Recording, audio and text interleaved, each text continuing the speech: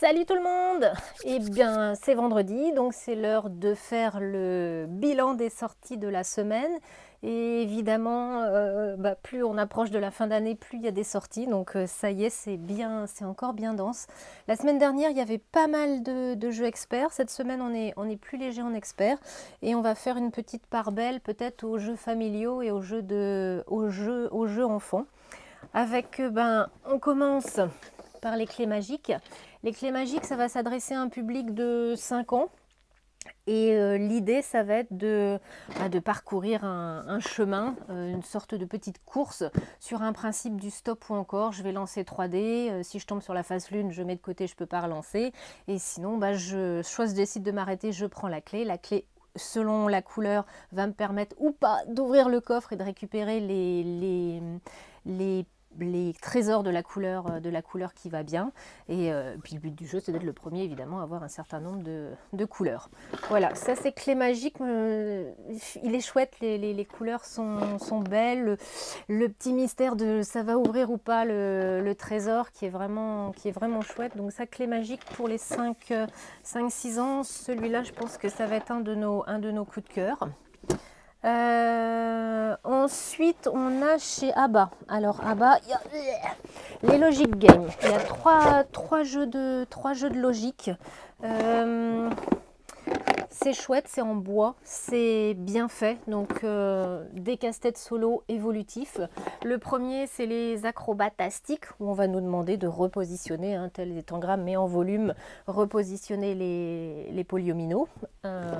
Ça, c'est chouette. Celui-là, c'est 5 ans. Celui-ci, à 6 ans, on va devoir reconstruire des labyrinthes, des chemins pour faire tomber l'habit, pareil, évolutif. Et puis, le plaisir de jouer avec le labyrinthe. C'est ça qui est toujours chouette chez ABBA, c'est qu'ils font du matériel que les enfants s'approprient et en font souvent du jeu libre. Ça, c'est toujours bien aussi de pouvoir jouer tout seul avec son jeu.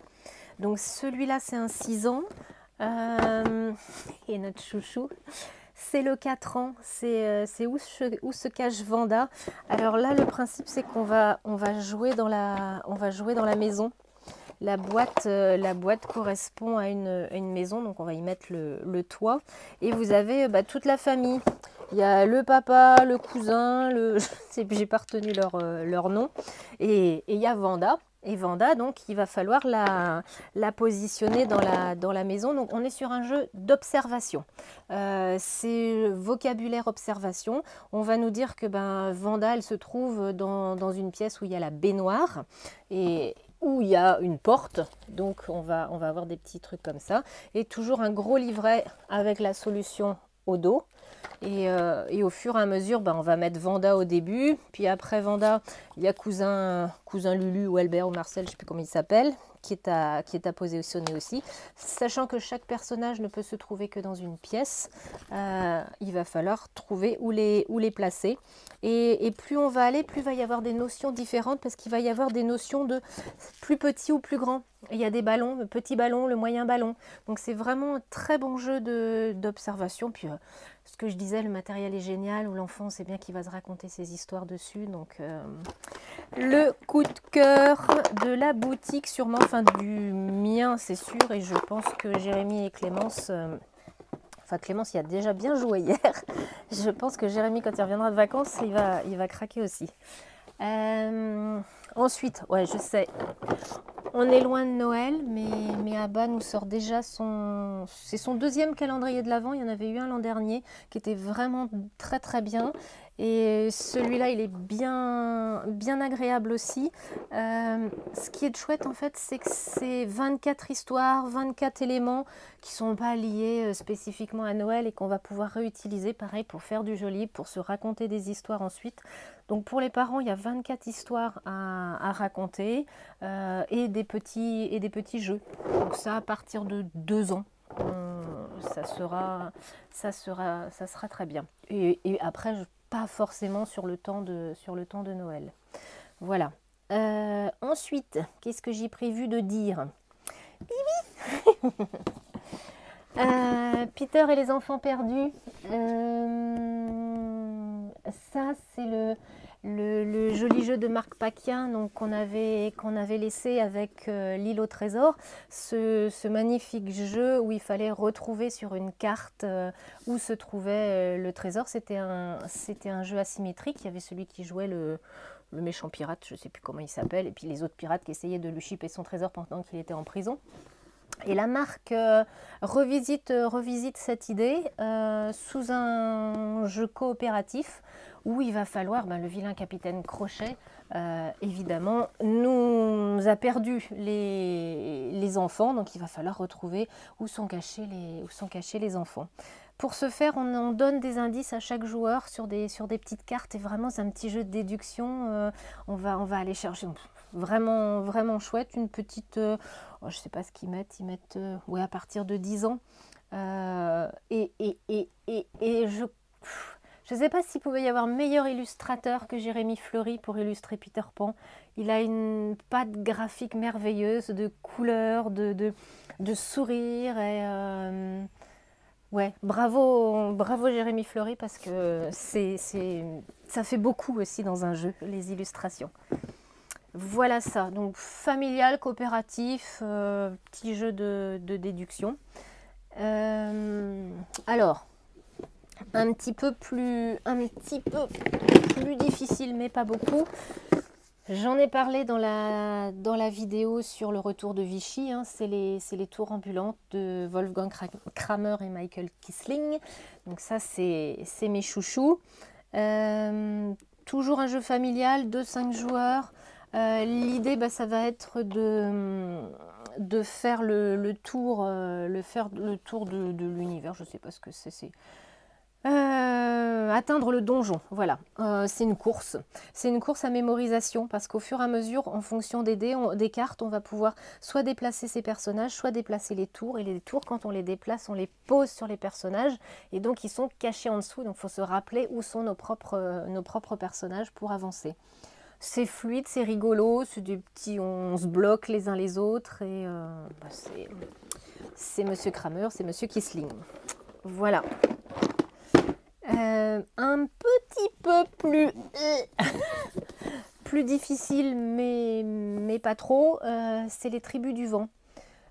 Tribus du Vent, c'est bien, c'est pareil, c'est 2-5 joueurs. Ça, c'est bien parce qu'on a cet hiver pas mal de jeux qui se jouent jusqu'à 5. Et ça, c'est souvent des remarques que vous faites. Là, on est sur une planète qui est toute polluée, c'est le drame. Et du coup, on a une tribu qui vit dans les cimes des arbres et qui va essayer de dépolluer les sols pour pouvoir y vivre. C'est une mécanique de gestion de main qui est basée sur un système où on joue en fonction des couleurs des cartes des adversaires. Donc on voit au dos combien de couleurs ils ont, et ça se joue en fonction de ça. C'est une mécanique encore assez innovante. Et puis voilà, c'est de Joachim Thome. Et puis évidemment, vous aviez reconnu Vincent Dutray aux illustrations. Voilà ça.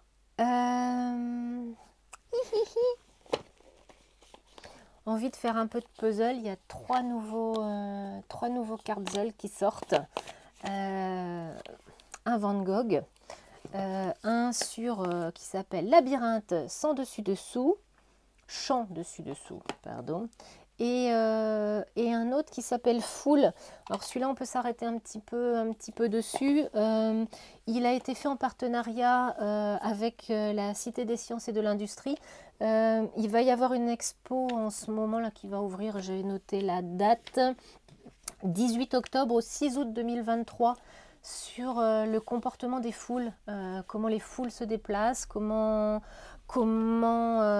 c'est quoi une foule, comment on mesure sa densité, comment on change la définition d'une foule, d'un groupe d'action. Vraiment intéressant à aller visiter. Et du coup, ils ont fait en partenariat avec les éditions Hopla un petit Cartzol.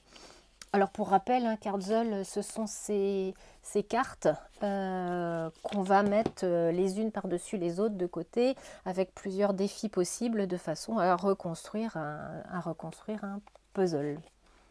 Voilà, ça c'est Cardzol. Les 3 nouveaux disponibles.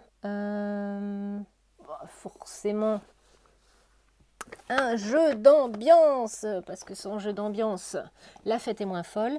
On est chez Repoprod, hein, ça ils savent faire, hein, ils sont forts en jeu d'ambiance. Fun fact, là c'est l'idée de... alors on joue à beaucoup, hein, on joue de 4 à 8 joueurs. Et on va chacun répondre sur une petite plaquette comme ça. On va répondre on va donner une information sur... j'aurais dû préparer une question. En général, à quelle heure vous couchez-vous en semaine, par exemple? Merci, l'aide de jeu qui est bien faite. À quelle heure vous couchez-vous en semaine? Et donc chacun va mettre sa petite réponse face cachée. Puis on va repositionner les cartes et en face cachée.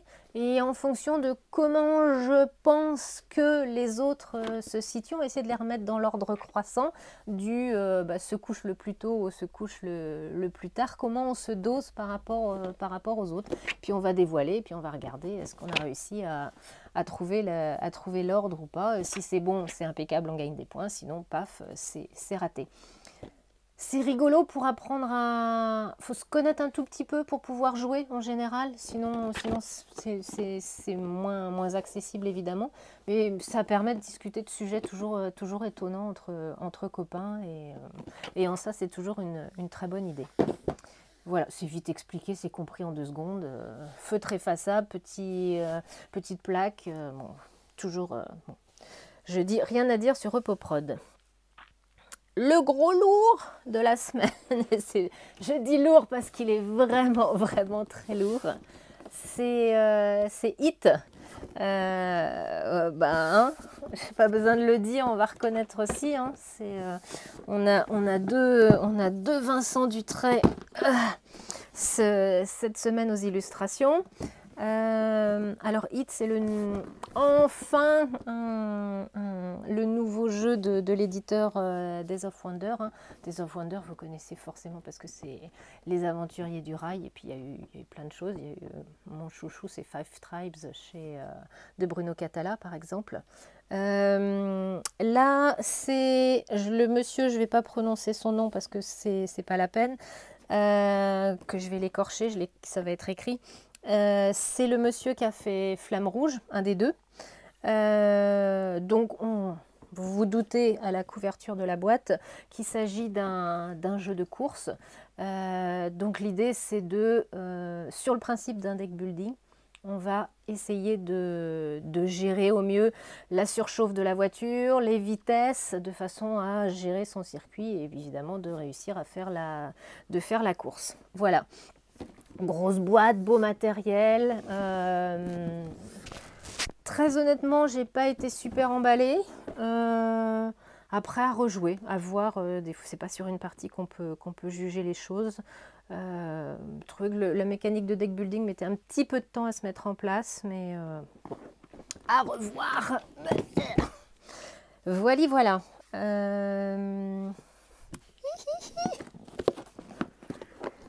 Les Zuki, le retour de Abba avec deux nouvelles boîtes d'enquête de Thomas Singh dans la collection The Key. Donc ces jeux de déduction. Donc vous retrouvez, pour ceux qui ont fait toutes les boîtes, nos personnages bien comme on les aime.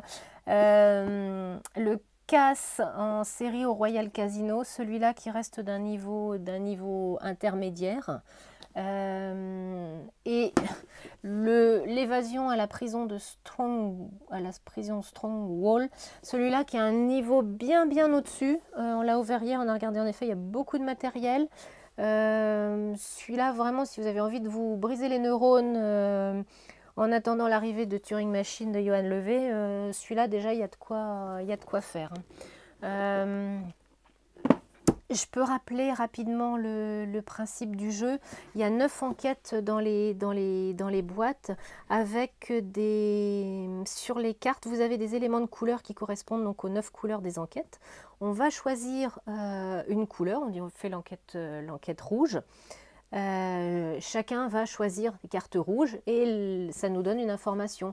Ben, on sait que Madame Bidule se trouvait à 14 heures à tel endroit. Et ça, du coup, sur notre petit paravent, on va pouvoir noter des informations. Et par les informations qu'on va récupérer sur les cartes, par déduction, on va pouvoir réussir à savoir le casse de telle heure a été fait par Bidule machin qui a volé ci, etc. Donc très très chouette jeu de déduction qui se fait très bien en solo. Ou qui peut se faire tranquillement aussi en famille. Là, on est sur du 1-4 joueurs, 10-12 ans, c'est bien. Voilà pour les Eki. Et j'en ai caché un. J'ai caché Trax. Alors Trax, il va sortir dans 15 jours. Donc je vais dire merci Erika, merci Pierrot de nous avoir permis d'avoir une boîte en avance. On s'est précipité évidemment pour jouer hier. C'est vraiment génial. Celui-là, on l'avait essayé au mois de juin. On a eu vraiment plaisir à se replonger dedans. Donc l'idée, c'est que vous avez une grande carte et vous allez télécharger une application avec des bandes sonores. Et donc il y a 17 enquêtes, je crois, à l'intérieur. 15 enquêtes, pardon. On va ouvrir une enquête qui nous dit il y a tel personnage qui s'est fait enlever dans une voiture, comment il faut trouver où il est, il faut réussir à le retrouver. Et à partir de là, on va lancer la bande son. Et la bande son, vous entendez par où passe la voiture. Vous entendez des bruits d'école, des bruits de marteau-piqueur, des bruits... ça c'est sans doute le passage à niveau. Et en fonction de ce que vous entendez, vous arrivez à retrouver ou pas par où est passée la voiture et où elle s'est arrêtée. Et si vous pensez avoir trouvé où elle est, là vous avez des caméras de surveillance que vous pouvez allumer.